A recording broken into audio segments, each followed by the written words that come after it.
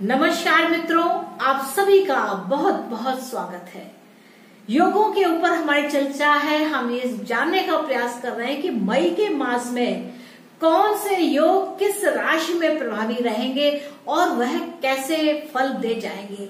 तो देखिए, यहाँ पर जो योग होते हैं, राजयोग होते हैं या पंच महापुरुष योग होते हैं, वह आपकी महादशा या अंतरदशा पे एक्टिवेट हो जाते हैं। यहाँ तक कि कुछ तो प्रत्यांतर दशा में भी उनके एक्टिवेशन का अगर टाइम हो जाता है या वह एक्टिवेशन प्राप्त कर लेते हैं तो वह एक्टिव हो जाते हैं और आपको फल दे जाते हैं। तो अभी तक क्या हुआ है कि अभी तक मैंने इसके लिए 3 एपिसोड दिए हैं जो अग्नि तत्व की राशियों के ऊपर है, और आज का जो मेरा ये 3 एपिसोड होंगे वह वायु तत्व की राशियों को लेकर के होंगे, यानी कि मिथुन राशि, तुला राशि और साथ में कुंभ राशि। तो क्या है, जो 3 नंबर की जो राशि है वह मिथुन कहलाती है, 7 नंबर की जो राशि है वह तुला कहलाती है और 11 जिसमें लिखा होता है वह कुंभ कहलाती है। तो यहाँ पर क्या है कि आपके जो कहा जाए तो ये जो वायु तत्व की राशियां हैं ये कम्युनिकेशन का काम करती हैं।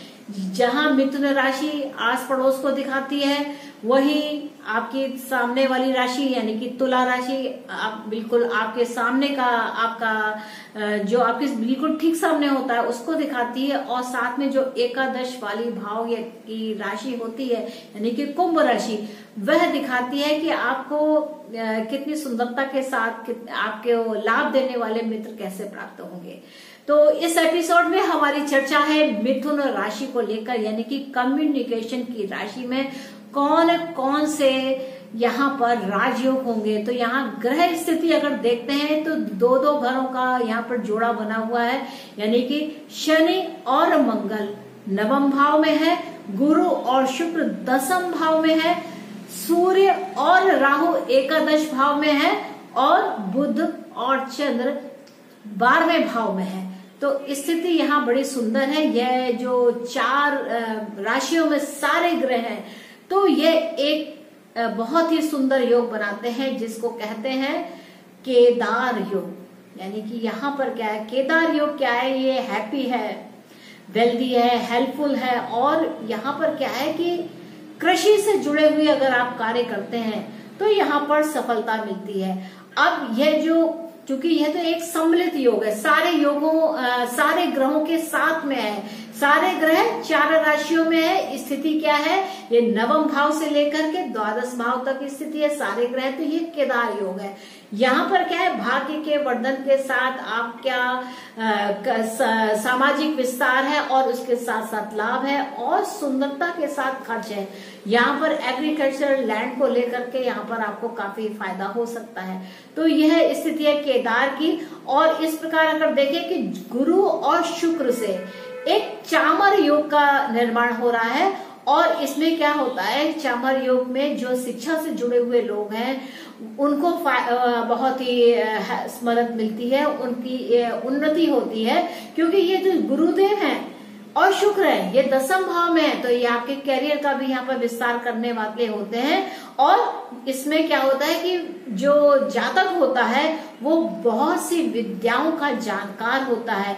इसके ये होता कब है, जब बेनिफिक ग्रह 7वें भाव, 9वें भाव या 10वें भाव में हो तो यह योग बन जाता है। यानी कि गुरु और शुक्र अपने आप में एक लक्ष्मी नारायण योग है, यानी कि लक्ष्मी भी है और नारायण भी। लक्ष्मी के रूप में शुक्र हो गए और गुरुदेव हो गए नारायण के रूप में और 10th भाव में। तो यह स्थिति बहुत सुंदर है।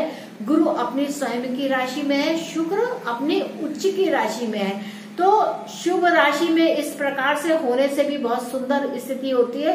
एक हंस नाम का महायोग बनता है और एक मालव्य योग भी बनता है। मालव्य शुक्र देव से बनता है जब केंद्र में, और उच्च की राशि में जब गुरुदेव होते हैं, माफ कीजिए शुक्र देव होते हैं, या ये स्वयं अपनी राशि में हो, जैसे वृषभ राशि में हो, जैसे तुला राशि में हो, तो यहाँ पर यह मालव्य योग का निर्माण होता है। इसमें बहुत सारी लग्जरीज, लक्ष्मी की कृपा और सुख और आनंद का यहाँ पर हर समय, जिसको कहते हैं ना वैभव की प्राप्ति वह उस हर समय होती रहती है। इसी प्रकार देखें तो क्या है, एक उभयचार योग है। इसमें क्या है कि सूर्य के आगे और पीछे सुंदर ग्रहों का योग है, जैसे बुध का, गुरु का और शुक्र का। बुध सूर्य से आगे है, वही गुरु और शुक्र सूर्य से पीछे, और सूर्य स्वयं लाभ भाव में है। तो यह एक उभयचार योग बनाता है, जिसमें क्या है बहुत सारे कंफर्ट्स प्राप्त होते हैं, किंगली पोजीशन होती है, किंग के समान, एक राजा के समान आपकी पहचान होती है। और इसकी जैसे आपको पता है कि क्या है, सूर्य के इर्द गिर्द ही सारे ग्रह हैं। इसके बाद जो एक बहुत सुंदर योग है वह क्या है, मृदंग योग। यह गुरु, शुक्र और शनि से बन रहा है। यहाँ पर क्या है, ये जो शनि देव महाराज है ये अपनी राशि में है, गुरुदेव महाराज अपनी राशि में है और शुक्र देव महाराज उच्च की राशि में है। तो ये क्या है, ये तीनों प्लैनेट अपनी अच्छी अवस्था में है। तो यहाँ पर क्या है, अच्छी अवस्था होने के यानी कि मृदंग, जब कुछ शुभ अवसर होता है तो मृदंग बजते हैं, खूब खुशहाली होती है, भक्ति होती है, भजन होता है, कीर्तन होता है, या कोई शुभ कार्य होता है जब हम मृदंग का यहाँ पर वादन होता है। इसी प्रकार क्या है, यहाँ पर गुरु और शुक्र एक राजयोग की भी स्थिति है, यानी कि बहुत ही सुंदर और बड़े राजयोग का यहाँ पर निर्माण करते हैं और इसमें बहुत सारे अचीवमेंट्स प्राप्त होते हैं। मनुष्य यहाँ पर सक्सेसफुल भी होता है। तो यहाँ पर देखिए बहुत ही सुंदर स्थिति, यहाँ पे बहुत ही सुंदर स्थिति बनती है। इसके अलावा क्या है, यहाँ पर योगड़ा भी है और डिफरेंट टाइप के राजयोग भी हैं। जब क्या है कि ये जो डिफरेंट टाइप के राजयोग है वो किससे बन रहे हैं, सूर्य से बन रहा है, चंद्र से बन रहा है, शुक्र से बन रहा है और शनि से बन रहा है, साथ में गुरु से भी बन रहा है। तो ये एक बहुत बड़ा राजयोग है और सब अपनी अपनी अच्छी अवस्था में। तो यहाँ क्या है, भाग्य का वर्धन यहाँ दिखाई देता है। यहाँ पर 4 प्लैनेट, क्या जैसे कहा जाए कि अपने अपने या तो अपनी राशि में है अथवा अपनी उच्च अवस्था में। तो यहाँ देखिए शनि अपनी ही राशि में है, नवम भाव में है, गुरु अपनी ही राशि में है, दशम भाव में है, शुक्र उच्च अवस्था में है और सूर्य लाभ भाव में उच्च अवस्था में है। तो मिथुन राशि वाले जो जातक हैं उनके लिए यह जो मास है, मई का जो मास है वो बहुत सारे सुंदर योगों को लेकर के आ रहा है। यहाँ पर मुझे ऐसे भी इंक्वायरीज आती हैं कि ये योग तो है, ये राजयोग तो है, लेकिन ये एक्टिवेशन कब होते हैं, अगर आपकी इन प्लैनेट्स की महादशा, अंतरदशा अथवा प्रत्यांतर दशा चलती है तो यह जो आपके योग है, राजयोग है, ये एक्टिवेशन में आ जाते हैं। ये किसी भी राशि के लिए है। जब भी कभी आपकी जो भी महादशा चल रही है उस महादशा के साथ अंतरदशा अथवा प्रत्यांतर दशा, जैसे गुरु और शनि और साथ में मंगल, ये क्या है, ये थोड़े लॉन्ग टर्म रहते हैं। राहु केतु भी लॉन्ग टर्म में, हालांकि राहु केतु से कोई भी राजयोग नहीं बनता है, ये केवल क्या है चीटर होते हैं। तो इनको इस योगों की श्रृंखला से अलग रखा गया है। और जो योग देने वाले प्लेनेट हैं वो ये मुख्य प्लेनेट ही होते हैं, यानी कि सूर्य, चंद्र, मंगल, बुध, गुरु, शुक्र और शनि। ये ही केवल ऐसे प्लेनेट हैं जो राजयोग को दे सकते हैं। तो यहाँ पर क्या है, अगर आपकी इनकी अंतरदशा प्रत्यांतर दशा जो ज्यादा देर तक रहने वाले हैं वो उसकी प्रत्यांतर भी पड़ जाएगी या सूक्ष्म अंतर भी पड़ जाएगा, तो वो जो योग है अगर आपकी कुंडली में है तो वो एक्टिवेशन में आ जाता है।